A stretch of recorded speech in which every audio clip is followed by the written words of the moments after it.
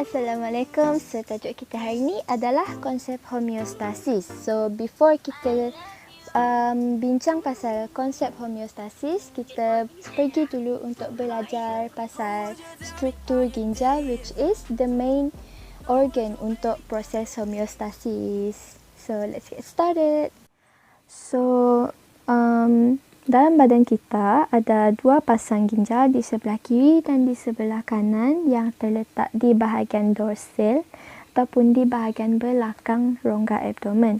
So, dekat sini kita ada beberapa bahagian-bahagian yang penting dekat ginjal kita. So, antaranya adalah nephron, cortex, medulla, pelvis, renal artery, renal vein dan ureter. Okey, yang mula-mula sekali, nephron. So, nephron ni basically merupakan tubuh-tubuh yang seni yang akan saya bincangkan selepas ni. And then, kita ada cortex. Kita ada cortex di bahagian luar, manakala medulla pula kita ada manakala medulla pula kita dekat dalam ni. Dekat bahagian dalam. So, cortex kat bahagian luar, medulla kat bahagian dalam. And then, kita ada pelvis. Kita ada pelvis kat sini. And pelvis ni pula, ianya bersambung dengan ureter. Nampak tak? Okay. And then, kita ada renal artery ataupun artery renal dan vena renal. So, renal artery ataupun artery renal ni fungsi dia adalah untuk membawa darah masuk ke dalam ginjal, manakala vena renal pula akan membawa darah terdioksigen keluar. So, arteri bawa darah beroksigen, manakala vena pula bawa darah terdioksigen keluar daripada ginjal. So, that's it untuk struktur ni. And then, kita move on kepada nephron. Okay, ini adalah struktur nephron. So, setiap ginjal kita ni ada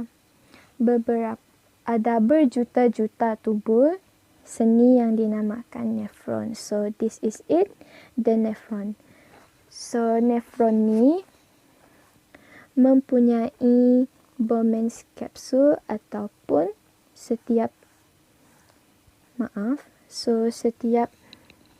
nephron terdiri daripada kapsul Bowman yang berbentuk cawan dan bermula di korteks. So, nak bahagi ruang pula. So, yang kat bahagian atas ni merupakan bahagian korteks, manakala yang kat bawah ni merupakan bahagian medulla. So, itu adalah pembahagiannya. So, let's move forward. So, mula-mula dekat Bowman's capsule ni ada tubuh yang bersambung dengan kapsul Bowman yang disebut sebagai proximal tubule ataupun tubul berlingkar proximal. So, macam yang korang tengok kat sini, ni adalah proximal tubule daripada kapsul Bowman. So, korang nampak kat sini berlingkar. So, lepas tu, proximal tubule tadi akan bersambung dengan liku Henle yang berbentuk U di bahagian medulla. So, ni merupakan liku Henle. And then, kat sini kita ada, selepas dekat liku Henle ni, ini akan bersambung dengan distal tubule ataupun tubul berlingkar distal. And then, dekat tubul berlingkar distal ni pula, ianya akan bersambung dengan collecting duct ataupun ductus pengumpul, ataupun dekat dalam buku teks cakap tubul pengumpul. So, this is it. Untuk yang bahagian di tubul berlingkar proximal, liku Handler, tubul berlingkar distal dan tubul pengumpul. And then yang kedua, kita ada dekat kapsul Bowman's juga kita ada glomerulus. So glomerulus ni merupakan satu jaringan kapilari. Okey, dekat sini glomerulus ni terdiri daripada arteriole afferent yang bercabang dari renal artery renal,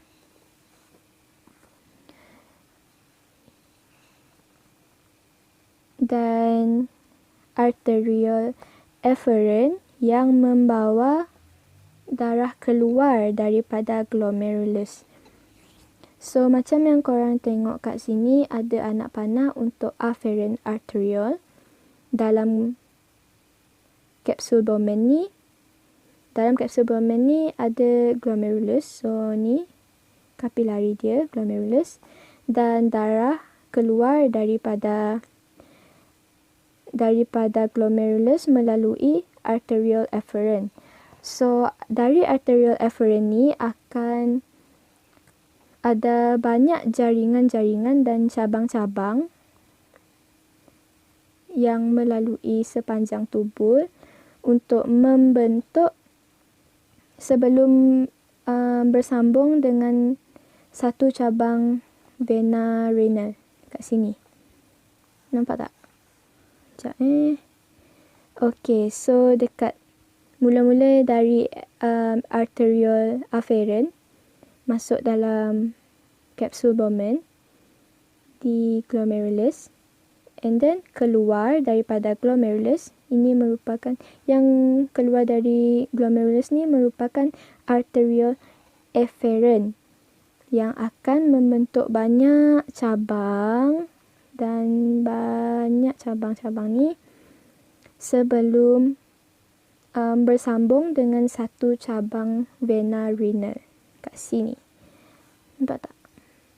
Okey, so itu saja untuk struktur ginjal dan struktur nefron. So, tada!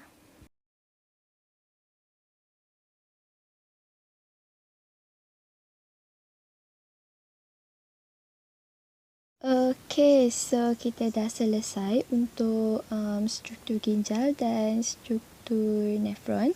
So, kita pergi untuk konsep homeostasis yang merupakan mekanisme pembetulan secara suap balik negatif. So, homeostasis ni merupakan proses pengawal aturan faktor fizikal dan faktor kimia pada persekitaran dalam badan kita supaya sentiasa berada dalam keadaan optimum melalui satu sistem yang dipanggil sebagai sistem suap balik negatif. So, sistem suap balik negatif ni merupakan mekanisme pembetulan untuk mengembalikan faktor fizikal ataupun faktor kimia kepada aras normal. So, apa faktor fizikal dan faktor kimia ni? So, untuk faktor fizikal, contohnya suhu badan dan tekanan darah, manakala faktor kimia pula merupakan tekanan separa oksigen dan karbon dioksida, tekanan osmosis darah dan aras gula dalam darah. So, kenapa perlu dikekalkan? Supaya proses fisiologi dapat berlaku pada kadar optimum untuk fungsi-fungsi badan tertentu. So, itu pentingnya faktor fizikal dan faktor kimia ini untuk dikekalkan. Okay, so apa yang korang tengok sekarang ni merupakan kawalan suap balik negatif. Ini merupakan mekanismenya. So, macam yang korang tengok kat sini ada julat normal. So, sistem suap balik negatif ni melibatkan peringkat ini.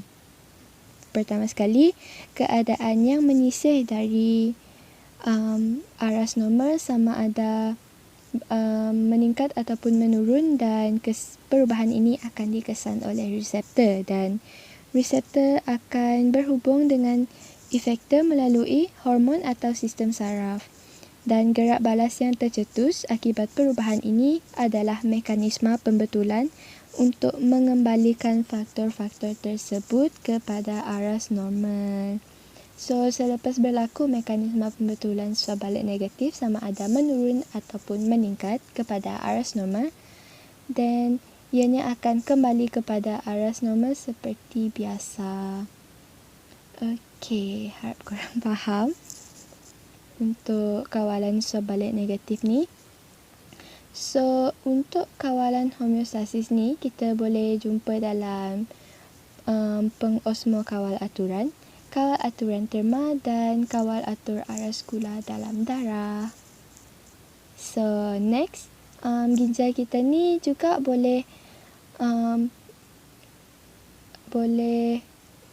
menyeimbangkan isi padu air dalam badan kita. So, ianya dikawal oleh sistem suap balik negatif secara homeostasis.